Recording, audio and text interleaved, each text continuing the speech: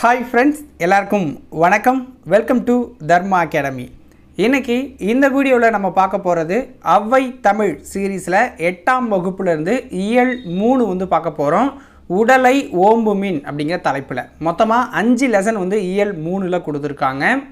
நோயும் மருந்தும், வருமுன் காப்போம், தமிழர் மருத்துவம், தலைக்குள் ஓர் உலகம், எச்சம் அப்படிங்கிற 5 லெசன் இருக்குது. டோட்டலாக ஒரு 70க்கும் மேற்பட்ட வினாக்கள் பார்க்க போகிறோம்.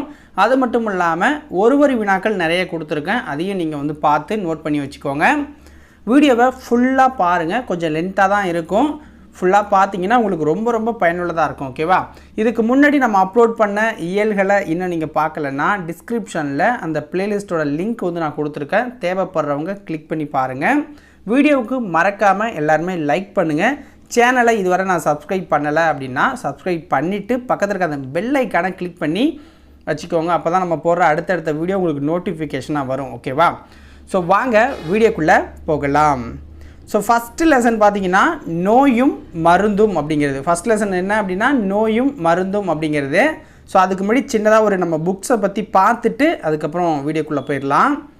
ஸோ என்ன அப்படின்னு பார்த்தீங்கன்னா நம்ம தர்மா அகாடமி சார்பில் இப்போதைக்கு 9 புத்தகங்கள் நம்ம கொடுத்துக்கிட்டு இருக்கோம். வரலாறு 6th to 12th, INM 6th to 12th, polity 6th to 12th, geography 6th to 12th, economy 6th to 12th, பொதுத்தமிழ் ப்ரீவியஸ் இயர் கொஷின் பேப்பர் 2012 23 வரைக்கும் உண்டானது கொடுத்துக்கிட்டு இருக்கோம்.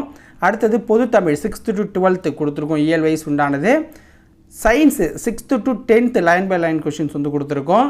அடுத்தது 6th to 12th science book back மட்டும் தனியாக கொடுத்துக்கிட்டு இருக்கோம். ஓகேங்களா? ஸோ இந்த புத்தகங்கள்லாம் உங்களுக்கு தேவை, வினாவங்கி புத்தகங்கள் தான் எல்லாமே தேவை அப்படின்னா கீழே இருக்கிற இந்த நம்பருக்கு கான்டாக்ட் பண்ணுங்கள். ஓகேவா? நோட் பண்ணி வச்சுக்கோங்க. 9698645126 அப்படிங்கிற வாட்ஸ்அப் நம்பருக்கு நீங்கள் மெசேஜ் பண்ணால் போதும். எனக்கு புத்தகம் வேணும் இந்த சப்ஜெக்ட் அப்படின்னா அதோட ரேட் என்ன, அக்கௌண்ட் டீட்டெயில்ஸ் ஷேர் பண்ணுவாங்க. தேவை அப்படிங்கிற பட்சத்தில் நீங்கள் பே பண்ணிவிட்டு ஸ்க்ரீன்ஷாட்டு உங்களோட அட்ரஸை சென்ட் பண்ணிவிட்டால் மேக்ஸிமம் 3 டேஸ்க்குள்ளே உங்களுக்கு புத்தகம் வீட்டுக்கு வந்துடும். ஓகேவா?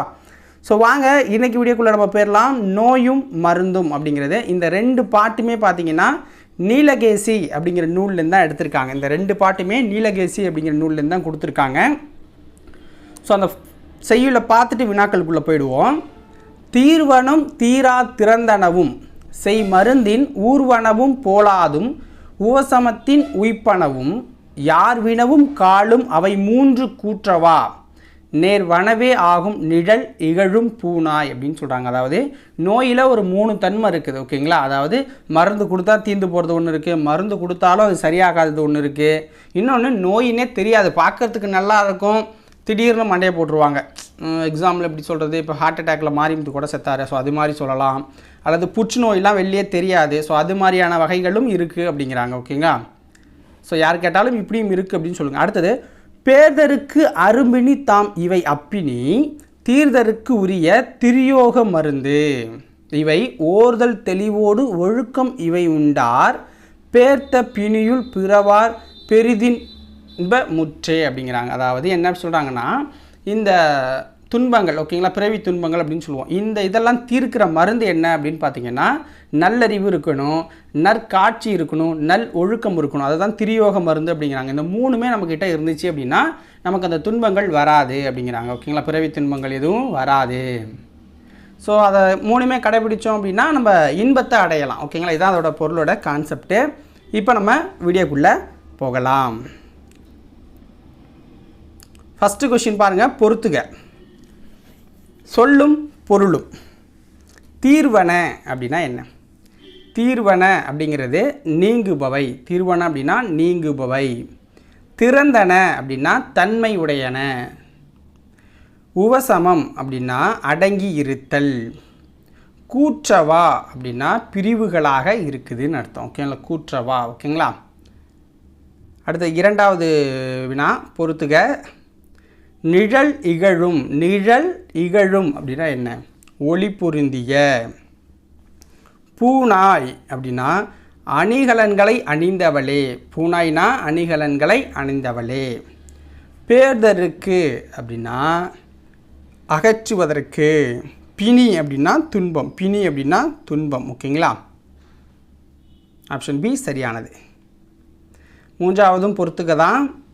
திரியோக மருந்து அப்படின்னா என்ன? திரியோக மருந்து அப்படின்னா 3 யோக மருந்து, 3 யோக மருந்து அப்படின்னு சொல்லுவோம்.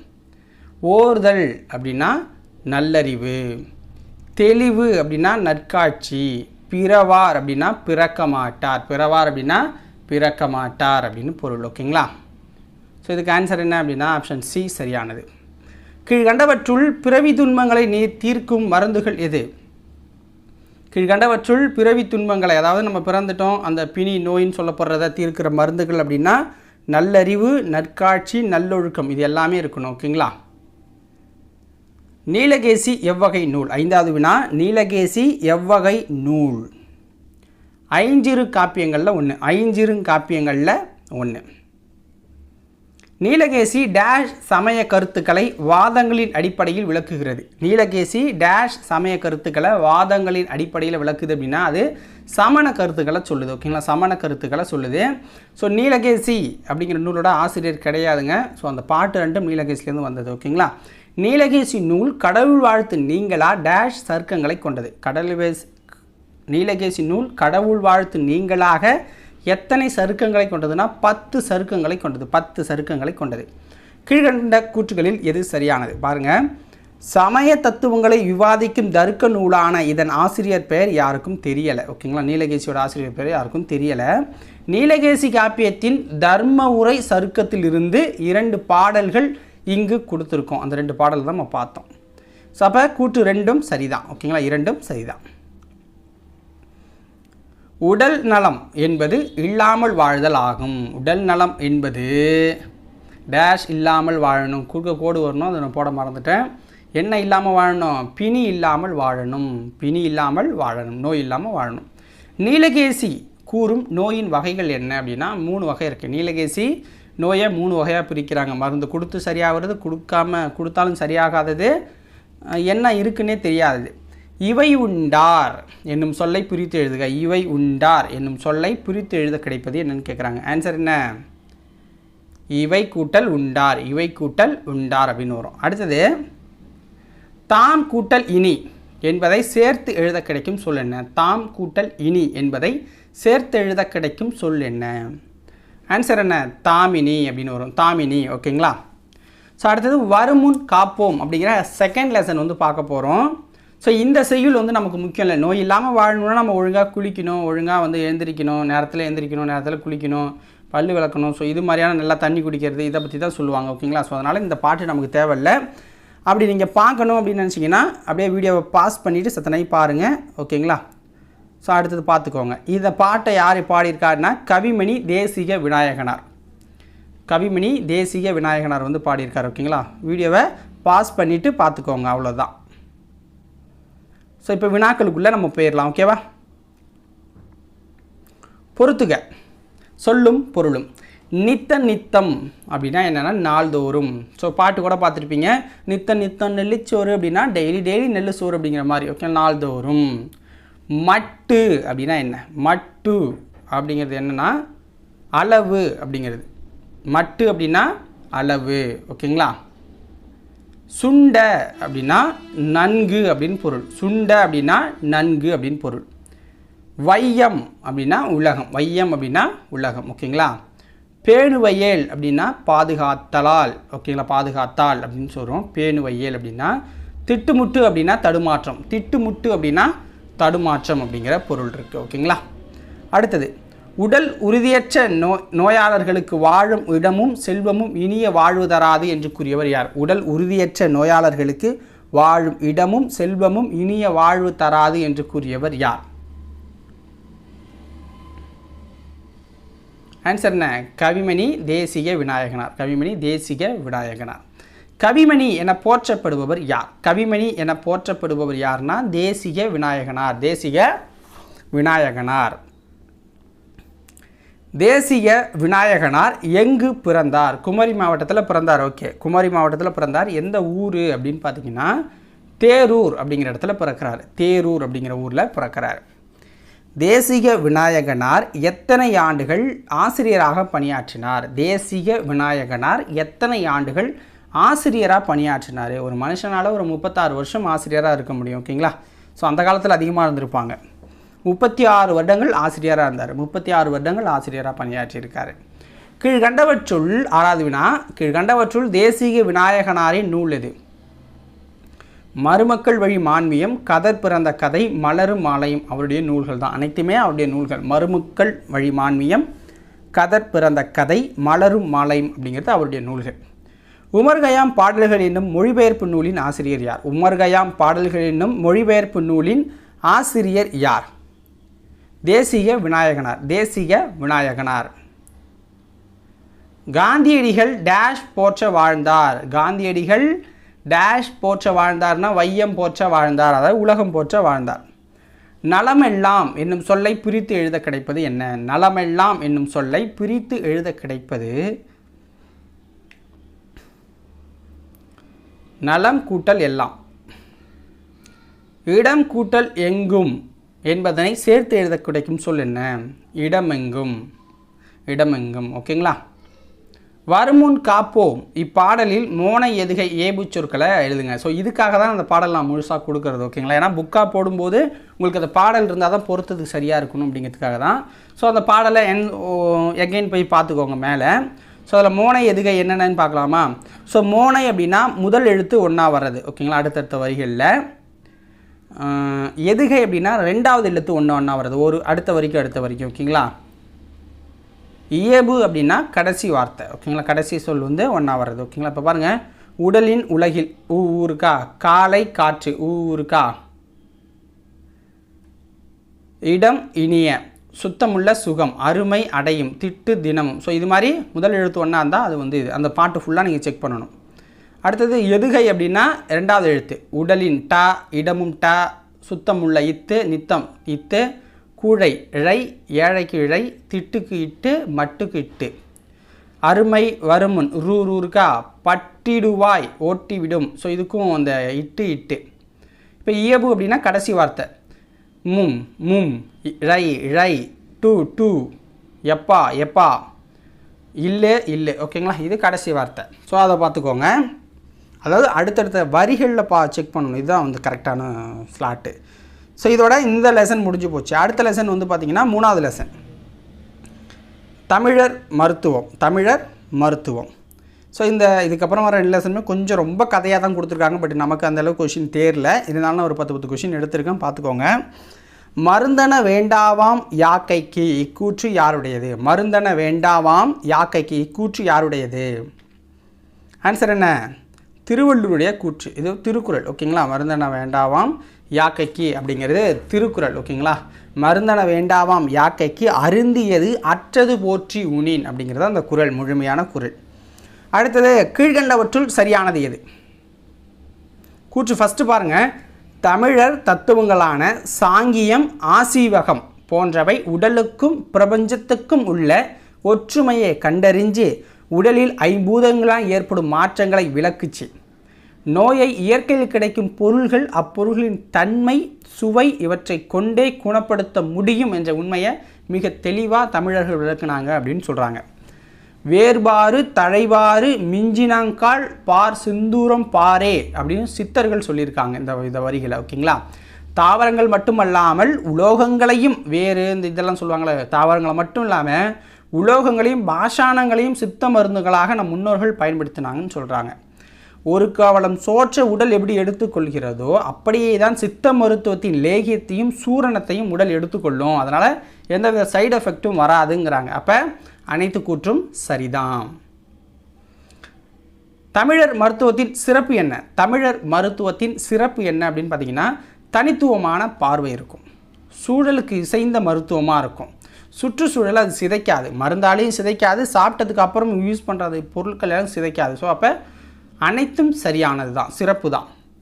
மனிதன் இயற்கையை விட்டு விலகி வந்ததற்கான முதன்மை காரணம் என்ன? மனிதன் இயற்கையை விட்டு விலகி வந்ததற்கான முதன்மை காரணம் உணவு பழக்க வழக்கங்கள், மாசு நிறைந்த சுற்றுச்சூழல், மன அழுத்தம், இது எல்லாமே காரணம். அப்போ அனைத்தும் சரியானது.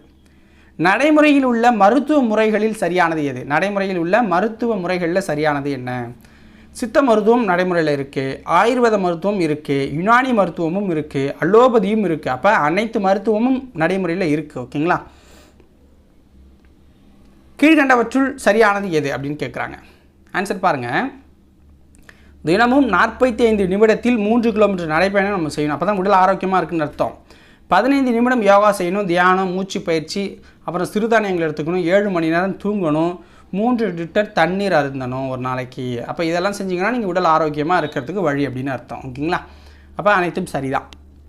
இப்போ அடுத்த வினா. தொடக்க காலத்தில் மனிதர்கள் மருத்துவதற்கு டேஷ் பயன்படுத்துகிறாங்க. தொடக்க காலத்தில் மனிதர்கள் தாவரங்களை தான் பயன்படுத்துகிறாங்க. ஓகேங்களா? தமிழர் மருத்துவத்தில் மருந்து என்பது டேஷ் நீட்சியாக உள்ளது. தமிழர் மருத்துவத்தில் மருந்து என்பது எதனுடைய நீட்சியாக இருக்குது அப்படின்னு பார்த்தீங்கன்னா உணவோட நீட்சியாக தான் மருந்து இருக்குது. ஸோ அதனால தான் சைடு எஃபெக்ட் வரதில்லை. உடல் எடை அதிகரிப்பதால் ஏற்படும் நோய்களில் ஒன்று எது? உடல் எடை அதிகரிப்பதால் ஏற்படும் நோய்களில் ஒன்று அப்படின்னா இரத்த கொதிப்பை சொல்லலாம். சமையலறையில் செலவிடும் நேரம் டேஷ் செலவிடும் நேரமாகும். சமையலறையில் நம்ம சமைக்கிறதுக்காக செலவு பண்ணுற நேரம் இது நல்வாழ்வுக்காக, நம்மளுடைய நல்வாழ்வுக்காக செலவிடுற நேரம். அதை அப்படி நினச்சி நம்ம ஒழுங்காக சமைச்சு சாப்பிட்ணும் அப்படிங்கிறாங்க. அப்புறம் அடுத்த லெசன் 4வது லெசன் இப்போ வந்துட்டோம். தலைக்குள் ஒரு உலகம். இது 4வது பாடம். ஒரு 12 கொஷின் தான் இருக்குது. இது சுஜாதா எழுதியிருக்காங்க. ஸோ அவங்களுடைய பர்ஸ்பெக்டிவில் இந்த லெசனை கொடுத்துருக்காங்க. நம்ம சயின்ஸில் படிக்கிறது வேறு, இதில் படிக்கிறது வேறு. அதனால் அதிகம் போட்டு குழப்பிக்காதீங்க. தமிழில் கேள்வி கேட்டால் இப்படி ஆன்சர் பண்ணுங்கள். மற்றபடி சயின்ஸுக்கு அது வேறு. இப்போ மூளைன்னா நம்ம முன்மூளை, சிறுமூளை, நடுமூளை அப்படிம்போம், முகுளம் படிப்போம், பான்ஸ் படிப்போம். அதெல்லாம் இங்கே வராது. சும்மா அப்படியே அவருக்கு தெரிஞ்ச மாதிரி மேலோட்டமாக அந்த காலத்தில் எழுதியிருக்காரு. அதை நம்ம பார்த்துக்கலாம். ஓகே, கீழ்கண்டவற்றுள் சரியானது எது? இந்த பிரபஞ்சத்திலே மிகவும் அடர்த்தியான சிக்கலான ஒரு பொருள் எதுவென்றால் அது மனித மூளை அப்படின்னு சொல்கிறாங்க. அதனுள் இருக்கும் செல்களின் எண்ணிக்கை ட்ரில்லியன் இருக்கும் அப்படிங்கிறாங்க. அதில் இருக்க செல்லு ட்ரில்லியன் அளவுக்கு இருக்குங்கிறாங்க. மூளையில் 100 பில்லியன், அதாவது 10,000 கோடி நியூரான்கள் இருக்குது அப்படிங்கிறாங்க. இந்த நியூரான்களோட வலைப்பின்னல் தான் நம்மளுடைய புத்திசாலித்தனத்துக்கும் படைப்பு உணர்ச்சிக்கும் ஞாபகத்துக்கும் தன்னுணர்வுக்கும் காரணம் அப்படிங்கிறாங்க. ஸோ இந்த 3 கூற்றுல பார்த்திங்கன்னா இப்போ எல்லாமே சரியாக தான் சொல்லியிருக்காங்க. ஓகேங்களா? மூளை டேஷிலிருந்து முளைக்குது அப்படிங்கிறாங்க. முதுகுத்தண்டுலேருந்து முளைக்குது. மூளை முதுகுத்தண்டுலேருந்து முளைக்குது. ஓகேங்களா? இந்த படத்தில் வர மாதிரி தான், சூர்யா படத்தில் ஒன்றும் என் முதுகில் ஓடும் என்னமோ சொல்லுவாங்க, ரத்தத்தில் ஓடும் முதுகெலும்போ ஏதோ சொல்லுவார், அது மாதிரி தான். மூளை எத்தனை வகையாக பிரிக்கப்பட்டிருக்கு அப்படின்னா 3 வகையாக பிரிச்சிருக்காங்க இவங்க. உள்மூளை, நடுமூளை, பின்மூளை அப்படின்னு 3ஆக பிரித்து விட்ருக்காங்க. ஓகேங்களா? நம் உடலின் அசைவுகளையும் உணர்ச்சிகளின் வளர்ச்சியையும் கட்டுப்படுத்துவது சிறுமூளை. நம்மளோட உடலோட அசைவுகளையும் உணர்ச்சிகளின் வளர்ச்சியை கட்டுப்படுத்துறதே சிறுமூளை. மூளைக்கு ஒரு நிமிடத்திற்கு எவ்வளவு குருதி தேவைப்படுது? மூளை இருக்குல்ல, அதுக்கு ஒரு நிமிடத்துக்கு எவ்வளவு குருதி பம்ப் ஆகிக்கிட்டு இருக்குது. ஏன்னா அங்கே சேமித்து வைக்கிறதுக்கு மூளையால் முடியாது. ஓகேங்களா? ஸோ அது உயிர்வலி அப்படின்னு சொல்லுவாங்க. உயிர்வலி பசி, மூளைக்கு தேவையான உணவை கொடுத்துக்கிட்டு இருக்கணும். அது எவ்வளோன்னா 800 மில்லி. ஒரு நிமிடத்திற்கு மூளைக்கு 800 மில்லி குருதி தேவைப்பட்டுக்கிட்டே இருக்கும். பம்ப் பண்ணி போய் வந்துக்கிட்டே இருக்கும். அடுத்தது கீழ்கண்டவற்றுள் சரியானது இது. மூளை உடம்பின் எடையில் 50ல் 1 பங்கே தான் இருக்குது. மூளை நம்ம உடலில் 50ல் 1 பங்கு தான் இருக்குது. உயிர்வெளி ஆகியவற்றின் மொத்த தேவையில் 5ல் 1 பாகத்தை அது அபகரித்துக் கொள்கிறதுங்கிறாங்க. தனக்கான ஆற்றலை சேகரித்து வைக்க அதுக்கு ஒரு இடம் இல்லை. அதனால் குருதி ஓட்டம் எப்போதும் இருந்து கொண்டே இருக்குது. ஓகேங்களா? ஏப்பம் விடுவது, இருமல், தும்மல், கொட்டாவி, வாந்தி ஆகியவற்றுக்கெல்லாம் மூளைக்கு பதிலாக முதுகெலும்பு செயல்பாடுகளை பார்த்து கொள்ளும். இதுக்கெல்லாம் போய் அந்த மூளை வேலை செய்யக்கூடாது. முதுகெலும்பே அதை பார்த்துக்குதுங்கிறாங்க. நம்ம முகுளம் அப்படின்னு படிச்சிருக்கலாம். ஓகேங்களா? தண்டுவடங்கள் அப்படின்னு படிச்சிருப்போம். ஸோ அப்போ அனைத்தும் சரி. சயின்ஸ் வேறு, இங்கே வேறு. இதில் இருக்கிறத மட்டும் பாருங்கள். கீழ்கண்ட கூற்றுகளில் தவறானது எதுன்னு கேட்குறாங்க. தனிச்சையான செயல்களுக்காகத்தான் முதுகுத்தண்டின் குறுக்கு இணைப்புகள் இருக்கின்றன. தனிச்சையான செயல்பாட்டுக்காக தான் முதுகுத்தண்டோட குறுக்கு இணைப்புகள் இருக்குங்கிறாங்க. மூளையின் வலதும் இடதும் மூளைக்கு செல்லும் நரம்புகளில் இடவள மாற்றம் ஒன்று நிகழுதுங்கிறாங்க. இப்போ இடையில இந்த இடம் பக்கமாக நம்ம பார்க்குறது கேட்குறது எல்லாமே வலப்பக்கம் போகும், வலப்பக்கமாக கேட்குறது எல்லாமே இடப்பக்கம் போகும். ஓகேங்களா? அதான் அதுக்கு பொருள். இப்போ இடது பாதி அப்படின்னு இருக்குது. மூளையோட இடது பாதி இருக்குல்ல, அது பார்த்திங்கன்னா நம்ம பேச, எழுத, கணக்கிட, தர்க்க ரீதியில் சிந்திக்க உதவுது. அறிவாற்றல் பிணர்ச்சிகளை அலசுறது, சதுரங்கம் போட்ட விளையாட்டுகள் சிறப்பது, இவற்றையெல்லாம் இடது பகுதி பார்த்துக்குது. நம் மொழி அறிவு கூட இடது பகுதி தான் காரணங்கிறாங்க. மூளையோட இடது பகுதி. வலது பாதி இருக்குல்ல, அது நம்ம வடிவங்களை உணர பயன்படுது. கவிதை எழுதுவது, படம் போடுவது, நடனம் ஆடுவது, நடிப்பது போன்ற கலை தொடர்பான எல்லாத்துக்கும் வலது பாதி தான் காரணங்கிறாங்க. வலது பகுதி ஆக்கிரமிப்பு அதிகமாக இருப்பவர்கள் நடிகர்கள், பாடகர்கள், நடன கலைஞர்கள், இசைக்கருவிகளை கையாளுபவர்களாக இருப்பாங்க அப்படிங்கிறாங்க. அடுத்தது, சில நினைவுகள் மற்ற நினைவுகளுடன் குறுக்கிட்டு அவற்றை அழிப்பது மறதி அப்படிங்கிறாங்க. ஓகேங்களா, இதில் தவறானது அப்படின்னா ஆப்ஷன் டி தான் தவறு. ஏன்னா இதுக்கும் மறதிக்கும் சம்மந்தம் இல்லை அப்படின்னு சொல்லிட்டாங்க. ஓகேங்களா, மனிதனுக்கு எத்தனை நிமிடங்களுக்கு ஒரு முறை மனநிலை மாறும்? மனிதனுக்கு எத்தனை நிமிடங்களுக்கு ஒரு முறை மனநிலை மாறும் அப்படின்னா 90 நிமிடங்களுக்கு ஒரு முறை மாறும். 90 நிமிடங்களுக்கு ஒரு முறை மாறும். சராசரி மனிதன் தனது வாழ்நாளில் எத்தனை வருடம் தூங்குகிறான்? சராசரி மனிதன் தன்னுடைய வாழ்நாளில் 20 வருடம் தூங்கியே கழிக்கிறான். 20 வருடம் தூங்கியே கழிக்கிறான். மனிதன் டேஷ் லட்சம் கனவு காணுகிறான். மனிதன் தன்னுடைய வாழ்நாளில் 20 வருஷம் தூங்குறான். அப்போ 3 லட்சம் கனவு அதில் காண்றான். 3 லட்சம் கனவுகள் அதில் காண்றான். சுஜாதாவின் இயற்பெயர் என்ன? சுஜாதாவோட இயற்பெயர் ரங்கராஜன். ரங்கராஜன். கீழ்கண்டவற்றுள் சரியானது எது? ரங்கராஜன் அவர்கள் சிறுகதைகள், புதினங்கள், நாடகங்கள், அறிவியல் புனைவு கதைகள், திரைப்பட கதை, வசனம் என பல துறைகளில் பணியாற்றியிருக்கிறார். சங்கர் கிட்ட கூட அவர் தான் பணியாற்றினார். மின்னணு வாக்கு எந்திரம் உருவாக்கும் பணியில் இவர் முக்கிய பங்கு ஆற்றியுள்ளார். மின்னணு வாக்கு எந்திரம் உருவாக்கும் பணியில் இவருடைய நூல்கள் அப்படின்னு பார்த்தீங்கன்னா என் இனிய எந்திரா, மீண்டும் ஜூனோ, ஸ்ரீரங்கத்து தேவதைகள், தூண்டில் கதைகள், தலைமை செயலகம் அப்படிங்கிற நூல்களை இவர் எழுதியிருக்காரு. என் இனிய எந்திரா, மீண்டும் ஜூனோ, ஸ்ரீரங்கத்து தேவதைகள், தூண்டில் கதைகள், தலைமை செயலகம் இவருடைய நூல்கள். அப்போ அனைத்து கூற்றும் சரி இதில். ஓகேங்களா, ஸோ இதோட இந்த லெசன் முடிஞ்சிச்சு. அப்போ இலக்கணம் எச்சம் அப்படிங்கிற டைட்டில். ஓகேங்களா, எச்சங்கள் என்னென்னு பார்த்துடலாம். ஒரு 19 கொஷின் தான். ஸோ கொஞ்சம் கஷ்டப்பட்டு இந்த 19 கொஷினை பார்த்துட்டிங்கன்னா இந்த 7 நம்ம முடிச்சுட்டு அடுத்த 7க்கு போயிடலாம். ஓகே, வீடியோ இது வரைக்கும் பார்த்ததே ரொம்ப சந்தோஷம். நீங்கள் பார்த்துக்கிட்டு இருந்தீங்கன்னா லைக் பண்ணாதவங்க போய் லைக்கை வீடியோவை பண்ணிவிட்டு வந்து கண்டினியூ பண்ணிக்கோங்க. ஓகேங்களா, இல்லை கொஞ்சம் நேரம் பார்த்துட்டு அப்புறம் கூட பார்க்கலாம், இல்லை எக்ஸாம் டயத்தில் பார்க்கலான்னு கூட நீங்கள் நினைப்பீங்கன்னு நான் நினைக்கிறேன். ஸோ இப்போ வீடியோக்குள்ளே போயிடலாம். படித்தான் என்பது என்ன? படித்தான் அப்படிங்கிறது வினைமுற்று. புரியுதுங்களா சொல்கிறது? படித்தான் அப்படிங்கிறது வினைமுற்று. போன இயலில் பார்த்துருப்போம். படித்தான் அப்படின்னா முடிச்சிட்டான். அப்போ அது வினை முடிஞ்சு போச்சு. அந்த செயல் முடிஞ்சு போச்சு. அப்போ அது வினைமுற்று. ஓகேங்களா, பொருள் முற்று பெறாமல் எஞ்சி நிற்கும் சொல் என்ன அப்படின்னா அதுதான் எச்சம். பொருள் முற்று பெற்று போச்சுன்னா அது வினைமுற்றாயிடுது. முடியல, முற்று பெறலை அப்படின்னா எச்சம் அப்படின்னு சொல்கிறாங்க. அதுக்கு எடுத்துக்காட்டு என்ன சொல்கிறாங்க? படித்தான் அப்படின்னா முடிஞ்சு போச்சு வினை. படித்த, படித்து அப்படின்னா வினை இன்னும் முடியலை. புரியுதுங்களா? அப்போ எச்சம், அதுதான் எச்சம். எச்சம் அப்படின்னா எச்சில் கூட சொல்லிக்கோங்க, மீந்தது. ஓகேங்களா, கீழ்கண்டவற்றுள் எச்சத்தின் வகை என்ன? கீழ்கண்டவற்றுள் எச்சத்தின் வகை பெயரெச்சம், வினையெச்சம் அப்படின்னு 2 இருக்குது. பெயரெச்சம், வினையெச்சம்னு 2 இருக்குது. ஓகேங்களா, கீழ்கண்டவற்றுள் சரியானது எது? பாருங்கள், படித்த என்னும் சொல் மாணவன், மாணவி, பள்ளி, புத்தகம், ஆண்டு போன்ற பெயர் சொற்களுள் ஒன்றை கொண்டு முடியும். புரியுங்களா? படித்த அப்படிங்கிற சொல் மாணவன், மாணவி, பள்ளி, புத்தகம், ஆண்டு போன்ற பெயர் சொற்களில் ஒன்றை கொண்டு முடியும். ஏதோ ஒரு பெயர் சொற்களில் முடியுதுங்கிறாங்க. படித்த மாணவன், அதற்கு நான் எடுத்துக்காட்டு என்னன்னா படித்த மாணவன், படித்த பள்ளி, பள்ளி, மாணவன், மாணவி எதையோ ஒன்று முடிஞ்சிச்சு. ஓகேங்களா, இவ்வாறு பெயரை கொண்டு முடியும் எச்சம் பெயரெச்சம். பெயரை கொண்டு முடிஞ்சிச்சுன்னா அது பெயரெச்சம். ஓகேங்களா, பெயரெச்சம் 3 காலத்துலேயும் வருங்கிறாங்க. பெயரெச்சம் 3 காலத்துலேயும் வரும். எடுத்துக்காட்டு என்னென்னா பாடிய பாடல், இறந்த காலம். ஏன்னா பாடிய பாடல் பாடி முடிச்சிட்டான். பாடுகின்ற பாடல் நிகழ்காலத்தில் பாடிக்கிட்டு இருக்கான். பாடும் பாடல் அப்படின்னா அடுத்து பாட போகிறான். அப்போ எதிர்கால பெயரெச்சம். புரியுதுங்களா? எல்லா இடத்துலையும் வரும் அப்படிங்கிறாங்க. அப்போ அனைத்து கூற்றும் சரிதான். செயலையும் காலத்தையும் வெளிப்படையாக தெரியுமாறு காட்டும் பெயரெச்சம் எது? செயலையும் காலத்தையும் வெளிப்படையாக தெரியுமாறு காட்டும் பெயரெச்சம் எது?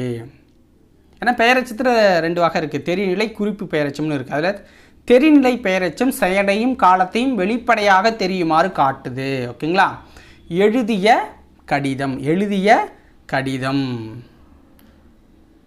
புரியுதுங்களா? எழுதிய கடிதம். இதில் என்ன சொல்கிறாங்க அப்படின்னா இதில் எழுதிய அப்படிங்கிற சொல் எழுதுதல் அப்படிங்கிற செயலை குறிக்குது.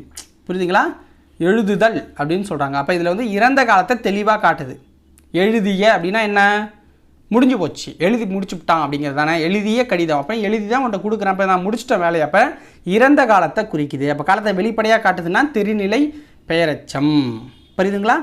அப்புறம் செயலையோ காலத்தையோ தெளிவாக காட்டாமல் பண்பினை மட்டும் குறிப்பாக காட்டுறது என்ன பெயரெச்சம்னு கேட்குறாங்க. அது குறிப்பு பெயரெச்சம். செயலையும் காலத்தையும் தெளிவாக காட்டாமல் பண்பினை மட்டும் காட்டுச்சுன்னா அது குறிப்பு பெயரெச்சங்கிறாங்க. ஓகேங்களா?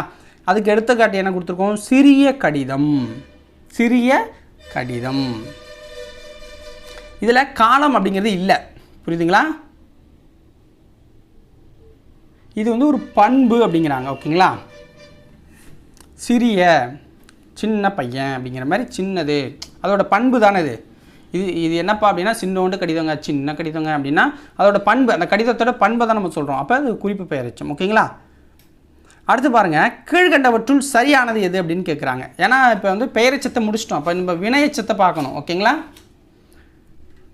படித்து என்னும் சொல் முடித்தான், வியந்தால், மகிழ்ந்தார் போன்ற வினை சொற்களுள் ஒன்றை கொண்டு முடியும். படித்து முடித்தான், புரியுதுங்களா? முடித்தான் முடிதா, படித்து வியந்தான், வியந்தால் வியந்தான். ஓகேங்களா? ஸோ இப்படி முடிஞ்சாதான் அது வந்து வினையெச்சம் அப்படிங்கிறாங்க. இவ்வாறு வினையை கொண்டு முடியும் எச்சம் வினையெச்சம்ங்கிறாங்க. அப்போ அனைத்தும் சரி. ஓகேங்களா?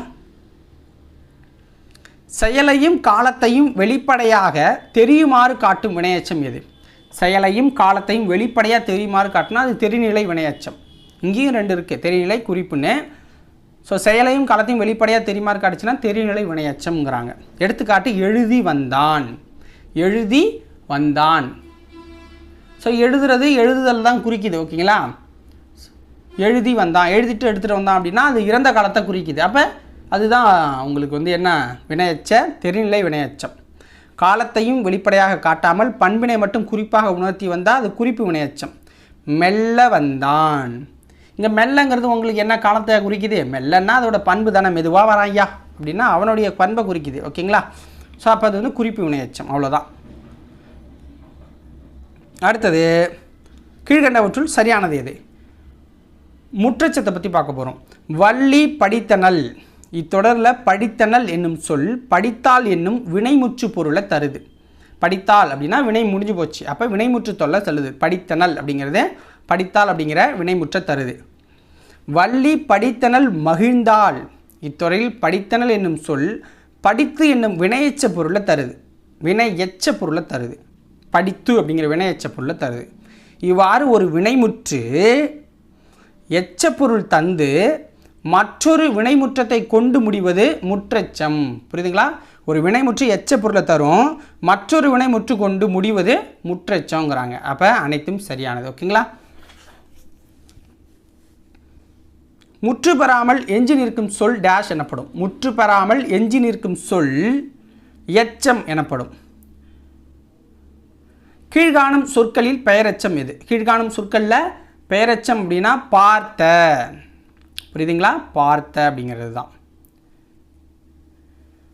குறிப்பு வினையெச்சம் டேஷ் வெளிப்படையாக காட்டாது. குறிப்பு வினையெச்சம் டேஷ் வெளிப்படையாக காட்டாதுன்னா காலத்தை வெளிப்படையாக காட்டாது, பண்பை மட்டும் காட்டும். இப்போ நடந்த, பேசிய, எடுத்தன, உண்டான், பெரிய அப்படிங்கிறத பார்க்க போகிறோம். ஃபஸ்ட்டு பாருங்கள், நடந்து அப்படின்னா என்ன? வினையெச்சம். நடந்து. ஓகேங்களா? நடந்து அப்படின்னா வினையெச்சம். பேசிய அப்படின்னா பெயரெச்சம். பேசிய அப்படின்னா பெயரெச்சம். எடுத்தனன் உண்டான். இப்போ என்ன சொல்லியிருக்கோம்? ஒரு வினைமுற்று எச்ச பொருளையும் தந்து மற்றொரு வினைப்பொருளை கொண்டு வினைமுற்றை கொண்டு முடிஞ்சால் அது பேர் முற்றெச்சம். பெரிய அப்படின்னா குறிப்பு, ஏன்னா அது பண்பை குறிக்குது. ஓகேங்களா? புரியுதா? அவ்வளோதான். கீழ்காணும் சொற்களை பெயரெச்சம் வினையெச்சம் என வகைப்படுத்தணுங்கிறாங்க. ஸோ அவங்க ஒரு லைனை கொடுத்துட்டாங்க நமக்கு ஆல்ரெடி. நல்ல, படுத்து, பாய்ந்து, எரிந்த, கடந்து, வீழ்ந்த, மாட்டிய, பிடித்து, அழைத்த, பார்த்து அப்படின்ட்டு. அதில் பெயரெச்சம் அப்படின்னா நல்ல அப்படிங்கிறது ஒரு பெயரெச்சம். ஓகேங்களா? அப்புறம் எரிந்த அப்படிங்கிறது ஒரு பெயரெச்சம். விழுந்த, எரிந்த, விழுந்த, மாட்டிய, அழைத்த இதெல்லாமே பெயரெச்சம். வினையெச்சத்தை பாருங்கள், ஏன்னா வினை முடியணும். படுத்து, பாய்ந்து, கடந்து, பிடித்து, பார்த்து, அதில் வினையெச்சம். புரியுதுங்களா?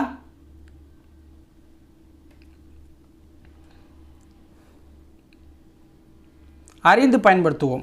ஓமை தொடர்கள். ஓமைனா என்ன? ஒரு கற்பனையாக பேசுகிறதுன்னு வச்சுக்கோங்க. நாம் பேச்சிலும் எழுத்திலும் கருத்துக்களை எளிதாக விளக்குவதற்காக சில தொடர்களை பயன்படுத்துகிறோம். அவை ஓமை தொடர்கள் எனப்படும். ஒரு ஓமை தொடருக்கு தனிப்பொருளும் உண்டு அப்படிங்கிறாங்க. புரியுதா? மடை திறந்த வெள்ளம் போல, மடை திறந்த வெள்ளம் போல, தடையின்றி மிகுதியாக போகும், அதான் பொருள். இதான் எக்ஸாமில் கேட்குறது. ஓகேங்களா? இப்போ திருவிழாவை காண மடை திறந்த வெள்ளம் போல மக்கள் போனாங்க. உள்ளங்கை நெல்லிக்கனி போல அப்படின்னா வெளிப்படைத்தன்மையாக இருக்கணும். உள்ளங்கையில் வச்ச நெல்லிக்கனி மறைக்க முடியுமா? யாராலே நல்லா பார்க்கலாம்ல, அதான் வெளிப்படைத்தன்மை. பாரதியின் பாடல்கள் உள்ளங்கனி நெல்லிக்கனி போல அனைவருக்கும் விளங்கும் அப்படிங்கிறது. ஓகேங்களா? உள்ளங்கை நெல்லிக்கனி போலனா வெளிப்படைத்தன்மையாக இருக்கிறாங்க. மடை திறந்த வெள்ளம் போலனா தடையின்றி மிகுதியாக. ஓகேங்களா? அடுத்து பாருங்கள், அதை வச்சே ஒரு பொறுத்துக. காக்கை உட்கார பனைமரம் விழுந்தது போல, காக்கை உட்கார பனைமரம் விழுந்தது போல அப்படின்னா தற்செயல் நிகழ்வு தான். காக்கா போய் உட்காருது, பனைமரம் வந்து அது ஒரு தற்செயல் நிகழ்வில் வந்துடும். கிணறு வெட்ட பூதம் கிளம்பியது போது அப்படின்னா எதிர்பாராத நிகழ்வு, நம்ம ஒன்று நினைக்கிறோம் அது ஒன்று நடக்குது. பசு மரத்து ஆணி போதுனா எளிதில் மனத்தில் பதிதல். விழலுக்கு இறைத்த நீர் போல அப்படின்னா பயனற்ற செயல். விழலுக்கு நீர் அரைச்சி என்ன பண்ண போகிறோம்? நெல்லிக்காய் மூட்டையை கொட்டினார் போல் அப்படின்னா ஒற்றுமையின்மை. நெல்லிக்காய் மூட்டையை கொட்டினோன்னா அது ஒன்று தனித்தனியாக போய் கிடக்கும். ஓகேங்களா? ஒற்றுமையாக இருக்காது. சாக்கில் கட்டினா தான் ஒற்றுமையாக இருக்கும். Option A. அடுத்தது பொறுத்துக. நோய் அப்படின்னா என்ன? நோய் அப்படிங்கிறது டிசீசஸ். பக்க விளைவு அப்படின்னா சைடு எஃபெக்ட். மூலிகை அப்படின்னா ஹெர்ப்ஸ், ஹெர்பல் ப்ராடக்ட்ஸ். நுண்ணுயிர் முறினா ஆன்டிபயாட்டிக், நுண்ணுயிர் முறினா ஆன்டிபயாட்டிக். ஓகேங்களா? ஆப்ஷன் சி சரியானது. தொண்டை வேறு வலிக்குது, ஏன்னா ஒரே நாளில் 2 வீடியோ பேசிட்டேன் இன்றைக்கி. பொறுத்துக்க 19வது கொஷினும். சிறுதானியங்கள் அப்படின்னா என்ன? மில்லட்ஸ். சிறுதானியங்கள்னால் மில்லட்ஸ். மரபணு அப்படின்னா ஜென், அதாவது ஜீன் அப்படின்னு சொல்லுவோம். பட்டய கணக்கர் அப்படின்னா ஆடிட்டர். ஒவ்வாமைனா அலர்ஜி, ஒவ்வாமைனா அலர்ஜி. ஓகேங்களா? ஸோ இதோட இந்த வீடியோ பதிவு முடியுது. நாளைக்கு அடுத்த இயல் பார்க்கலாம். இல்லை எனக்கு உடம்பு சரியில்லாமல் போனால் அடுத்த இயல் பார்க்க முடியாது. ஸோ நீங்கள் பண்ண வேண்டியதெல்லாம் லைக்கு சப்ஸ்கிரைப்லாம் பண்ணி சப்போர்ட் பண்ணணும். அப்போ தான் அடுத்தடுத்த வீடியோக்கள் எடுத்து போகிறதுக்கு எனக்கு ஒரு இன்ட்ரெஸ்ட்டாக இருக்கும் மக்களே. ஓகேங்களா? ஸோ இன்னும் 8th ஸ்டாண்டர்டில் ஒரு 6 7 தான் இருக்குது. பட் அது என்றைக்கு முடிப்பேன்னு எனக்கு தெரியலை. கூடிய வரையில் முடிச்சிட்டேன் அப்படின்னா ஒரு ட்ரீட்டை வைக்கிறேன். ஸோ வாங்கி சப்போர்ட் பண்ணுங்கள். புத்தகம் மேலே சொன்னேன், தேவைப்படுறவங்க அந்த நம்பருக்கு காண்டாக்ட் பண்ணுங்கள் மக்களே. இந்த வீடியோவை கடைசி வரைக்கும் பார்த்தீங்கன்னா மறக்காமல் கமெண்ட்ஸில் கடைசி வரைக்கும் பார்த்தேன் அப்படின்னு ஒரு கமெண்ட்டை போட்டு விடுங்க. கமெண்ட் போட்டு விட தெரில அப்படின்னா ஒன்றும் பண்ண வேண்டாம், அடுத்த வீடியோக்காக வெயிட் பண்ணுங்கள். ஓகேவா?